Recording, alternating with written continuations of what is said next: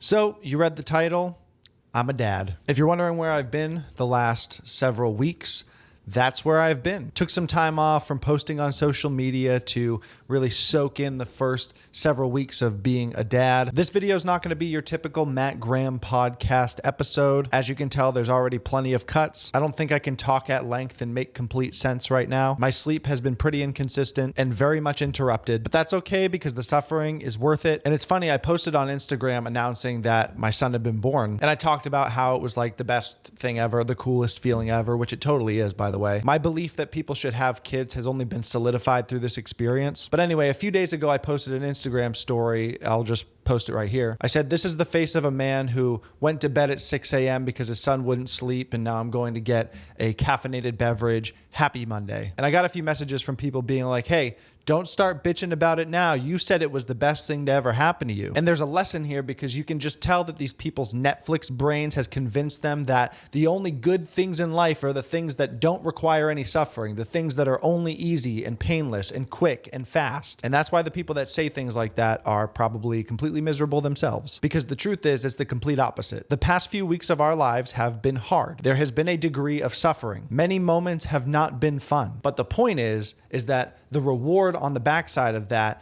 the moments that are joyful, the moments that are good, are so good that they make the suffering worth it. And that's really what you should be looking for in every area of your life. You find things that are worth suffering for. So just don't be that guy that thinks because sometimes things aren't fun, that means that it's not worth it. It's totally worth it. So in this video, I kind of wanted to give parenthood a review and just like kind of explain it from my perspective. This might not be interesting to you. This might not provide any value to you, and that's totally fine. I want to do this for a couple reasons. One, because it might provide value to somebody, and two, it'll be interesting for me to kind of document this experience in the future, looking back and being like, oh, that was, when my son was born and these were the feelings that I had and whatnot. And so the first thing that kind of stuck out to me when he was born, when he came out, it was a very surreal experience. You release all these emotions because there's so much tension building up to it. It's like excitement and stress and worry and all these extremes of emotions that just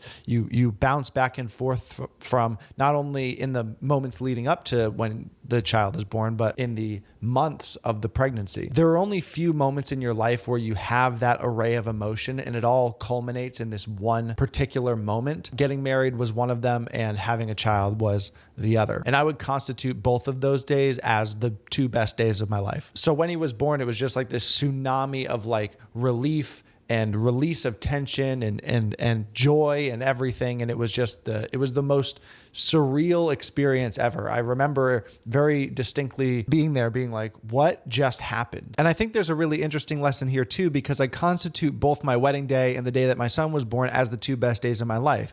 But they weren't necessarily the easiest days of my life or the most fun days of my life or the days of my life where everything went perfectly smooth. Those were the days of my life that were scary. They were stressful. There was a lot of anticipation. There was a lot of things I was worried about. There was a level of permanence to it because I was getting married. I was solidifying my relationship with my wife. We were having a baby. These are things that you can't really go back on. They will be with you forever. Even if you get a divorce, even if you give your kid up for adoption, they are still going to carry weight in your life no matter which way you spin it. And those are scary things to do. And that's why people avoid them a lot of the time. But I feel sorry for those people. I feel sorry that they are going to live some humdrum life where they're not going to experience that kind of excitement. They're not going to feel those array of emotions. There is not a time where I have felt more alive in my life than those 2 days. And I've had some really good days. I have experienced some really fun things, but there is something about doing something that's scary, doing something that you really care about, doing something that changes your life forever, that gives you a feeling that you cannot get anywhere else. And so if those things scare you, they should. They are scary. They are risks. They are stressful. They are permanent. But so long as you do it in the right way with the right person, it is so incredibly worth it. So worth it that it makes everything else feel boring. I don't care about traveling or seeing the world or doing any of the things that people think are fun, sowing my wild oats. I don't care. That stuff to me is uninteresting in comparison to what I have in my life now. And since getting married and since having my son, my world has shrunk drastically. The only reason that I go out and do basically anything with my life is to provide a better reality for those people, for my wife and my son. sun. And that means a lot of different things. It means continuously taking care of myself, working out, staying in shape so that I can be the best provider and protector that I possibly can be. It means working hard and trying to make society better through my content, through things that I do out in the world, because those things move the needle towards a better reality for my family. And when you're doing all this stuff for an empty reason, like having money for the sake of having money, or having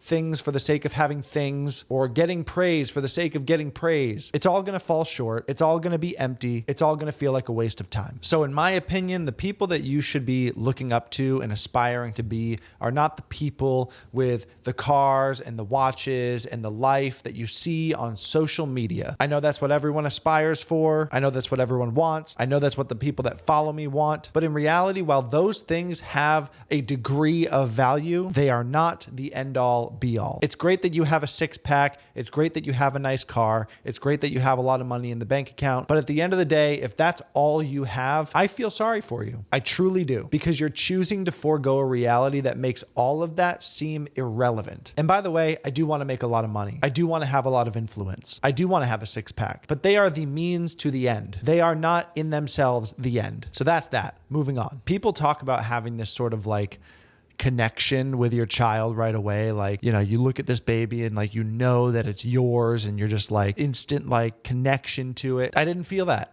I didn't feel that at all. For the first like 24 hours, it felt like somebody had just dropped a random baby off at my front door and was like, here you go. This is yours. Here's this baby. I know it's mine, but it doesn't feel like mine. He felt more like a stranger than he did like somebody who is a part of me. But over the following 24 hours, that drastically changed. Inside of 24 hours, he went from feeling like this strange baby that just showed up at my front door to being like, oh, like this thing is me. Like he is a part of me. And it's like the most visceral sort of like only like biological feeling that I can't properly describe it. Throughout my life, parents have always said like the feeling of having your own child is a feeling that you cannot describe. It is a type of connection that cannot be put into words. And I've always prided myself on like being able to put things into words, being able to articulate things that some people have a hard time articulating. This, however,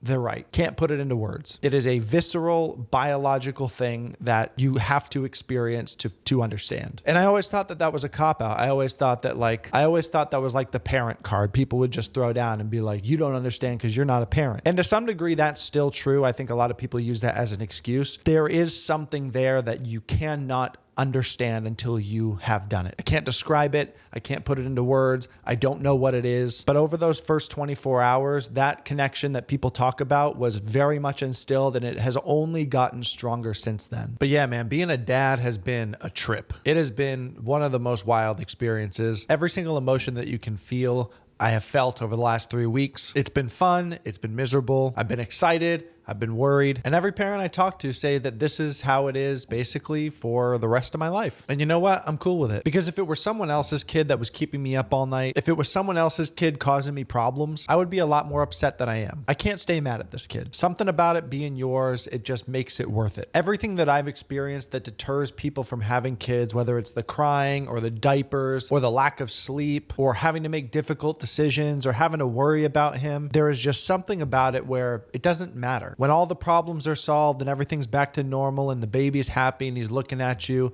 it makes everything worth it. You would do it 1,000 times over and not think twice. This has been a really interesting journey thus far, and I look forward to the rest of this journey, this lifelong journey. And look, man, if you're on the fence about having kids, if you're thinking about it, you're teetering, I can't recommend it enough. I'm not going to say everyone needs to have kids, but I think more people should be having kids than currently are. It's the coolest thing ever. So my review for parenthood thus far is a 10 out of 10. Some days it feels like a 1, especially during the nights it feels like a 1. But when you zoom out and you really take everything into perspective, it is absolutely 1,000% a 10.